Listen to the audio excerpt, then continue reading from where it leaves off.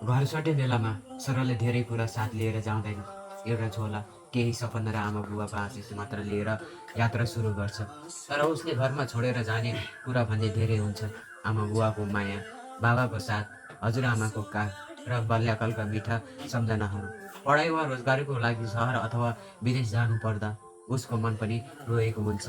तर परिवारको राम्रो भविष्यका लागि उसले आफ्नो भावना लुकाएर मुस्कुराउने प्रयास गर्छ।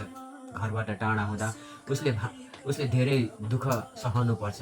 कहिले भोकै बस्नुपर्छ, कहिले रातभर जागराम बसेर काम गर्नुपर्छ, त कहिले आफ्नै पीडा कसैलाई भन्न नसकेर एक्लै आँसु पुस्नुपर्छ।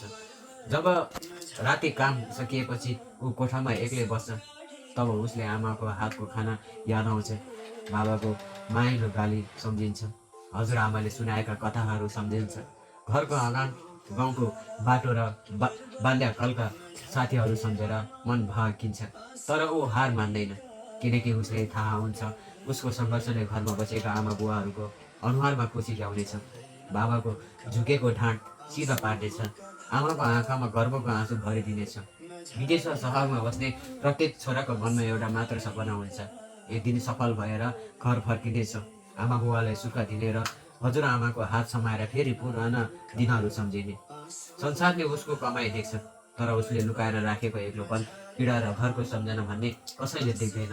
घर छोडेको छोरो पैसा कमाउन मात्र गएको हुँदैन, उसले आफ्नो सपना भन्दा पहिले परिवारको सपना पुरा गर्न गएको हुन्छ।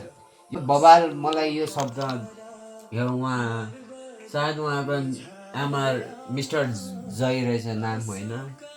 यस्तो दामी लेखेर पुरै यो कपीमा, होइन, आमा बुवाको सपनाको लागि टाढेको छोराको एउटा कथा रहेछ कि। नमस्ते, म विकास मोक्तान। तपाईँहरूलाई यो कथा एउटा कस्तो लाग्यो प्लिज कमेन्ट गर्नु होला र भिडियोलाई सेयर गर्नु होला, मलाई भने फलो गरिदिनु होला। हस्त, नमस्ते।